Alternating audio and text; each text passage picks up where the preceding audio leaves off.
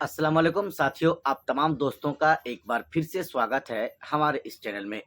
दोस्तों, आज इस वीडियो के माध्यम से मैं आपके लिए एआईएमआईएम पार्टी के बिहार के इकलौते विधायक अख्तरुल ईमान के एक बहुत बड़ा काम को लेकर हाजिर हुआ हूं। इस वीडियो में मैं आपको बताऊंगा कि लोग आजकल, चाहे वो आरजेडी हों, चाहे वो जदयू हों या फिर बिहार के कांग्रेस पार्टी हों, इन तमाम पार्टियों की तरफ से लोगों को, खास करके बिहार के मुसलमानों को, रोजा इफ्तारी का बड़ा से बड़ा प्रोग्राम किया जा रहा है, दावतें आम किया जा रहा है और मुसलमानों को अपनी तरफ लुभाने की कोशिश की जा रही है।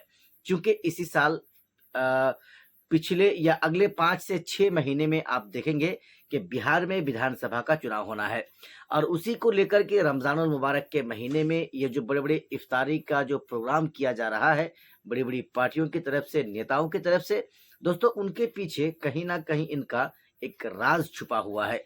राज ये छुपा हुआ है, वो सोचते हैं कि बिहार का मुसलमान उनकी तरफ आएगा, उनके इन हरकतों से जो है बिहार के मुसलमानों का वो दिल जीतेगा। लेकिन दोस्तों, क्या ऐसा ही होने वाला है?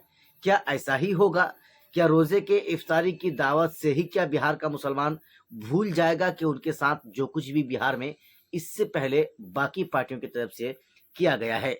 लेकिन एमआईएम पार्टी के विधायक अख्तरुल ईमान के बारे में हम आपको बताएंगे। वो इन सब चीजों पर भरोसा नहीं करते हैं। वो महज और सिर्फ अपने विकास पर भरोसा रखते हैं, लोगों के कामों पर विकास रखते हैं। आज जहां दो बड़े बड़े प्रोग्राम का जो इंतजाम किया गया था, एक राजद की तरफ से, आरजेडी की तरफ से, तो दूसरा कांग्रेस पार्टी की तरफ से यानी पप्पू यादव की तरफ से।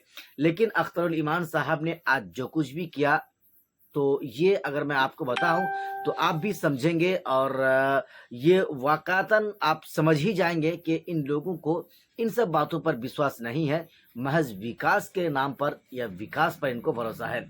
आज दोस्तों, अमोर विधानसभा के हरिपुर पंचायत अंतर्गत शर्मा टोली फकीर टोली में पंचायत सरकार भवन का शिलान्यास किया है अख्तरुल ईमान साहब ने। और उस शिलान्यास समारोह में मुखिया तौकीर साहब, समिति हसनैन साहब, शमीम साहब, नजमुल हक साहब, इसके अलावे और भी बड़े बड़े जो लोग, गणमान्य व्यक्ति वहां पर यानी उस प्रोग्राम में मौजूद थे। असदुद्दीन ओवैसी के इकलौते विधायक अख्तरुल ईमान साहब इन सब बातों पर ध्यान इसलिए नहीं देते हैं, वो जानते हैं कि हमें लोगों ने जिताया है, हमें उनका काम करने के लिए, हमें उनका विश्वास जीतने के लिए, उनका भरोसा जीतने के लिए। कहीं ना कहीं दोस्तों, इन सब पार्टियों के पास अब कोई अवसर नहीं है, कोई चांस नहीं है, उनके पास कोई मुद्दा नहीं है।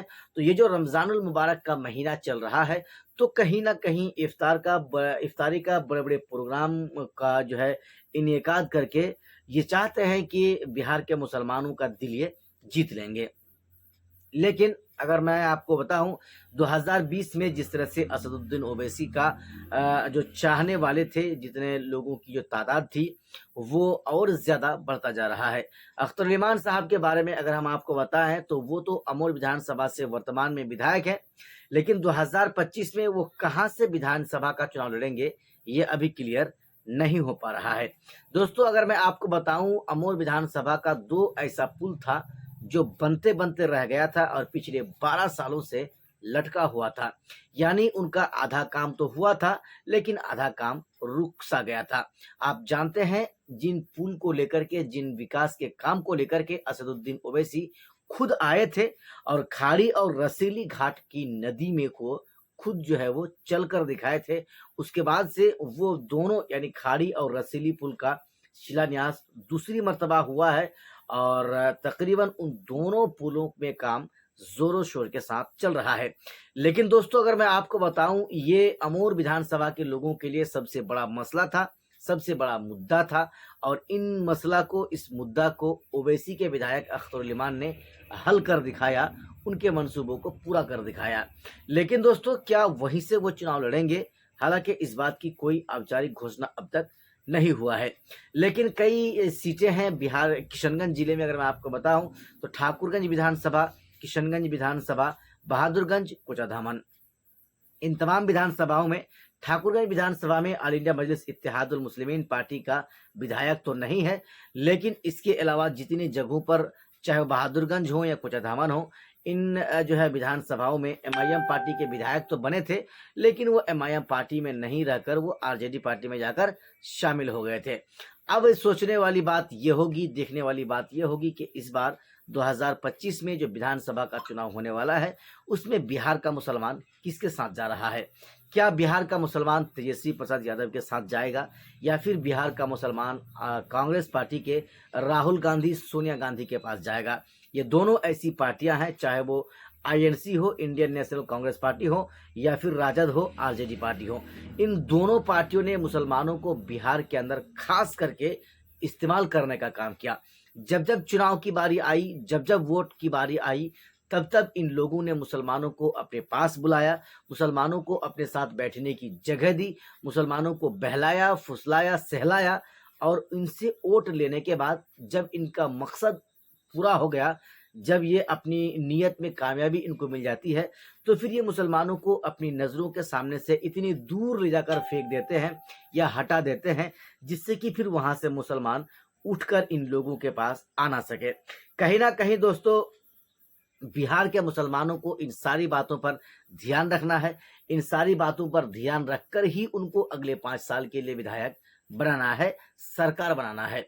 दोस्तों, जो बिहार के युवाओं का मूड है, युवाओं की जो चाहत है, वो तेजस्वी प्रसाद यादव है। लेकिन जहां जहां ओवैसी के उम्मीदवार चुनावी मैदान में होंगे, वहां वहां एआईएमआईएम पार्टी का सिक्का चलेगा।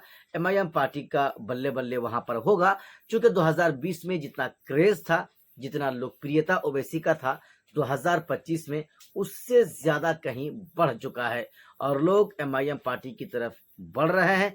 ओवैसी की बातों ओवैसी की बातों को सुन रहे हैं, और उनके बारे में फैसला भी कर रहे हैं कि 2025 में हम इस बार एमआईएम पार्टी के जो भी उम्मीदवार चुनावी मैदान में होंगे, हम उनको खुलकर वोट करेंगे। देखने वाली बात दोस्तों ये होगी कि बिहार में जब चुनाव का समय आएगा, वैसे तो समय आ रहा है, लेकिन जब जब चुनाव का समय नजदीक आता जाएगा, तो फिर बिहार के मुसलमानों का क्या रवैया रहेगा? बिहार के मुसलमान जो एक विकल्प के तौर पर ओवैसी बिहार में आया हुआ है, क्या उनको स्वीकारेगा, या फिर तेजस्वी प्रसाद यादव, जो हमेशा लालू प्रसाद यादव का बेटा, लालू प्रसाद ने भी मुसलमानों को ठगने का काम किया, क्या ओवैसी को छोड़कर लालू प्रसाद यादव के बेटा तेजस्वी प्रसाद यादव पर मुसलमान भरोसा करेगा, या सोनिया गांधी, राहुल गांधी पर भरोसा करेगा? ये तो आने वाला समय बताएगा। लेकिन दोस्तों, अगर आप हमारे इस वीडियो को देख रहे हैं, और खास करके अगर आप बिहार से हैं, तो चूंकि आपको भी वोट डालना है, तो आप अगले 5 साल के लिए किस पार्टी के कौन सा उम्मीदवार को वोट करने जा रहे हैं, दोस्तों हमारे इस वीडियो के नीचे कमेंट बॉक्स में कमेंट करके आप हमें अपनी राय जरूर बताएं।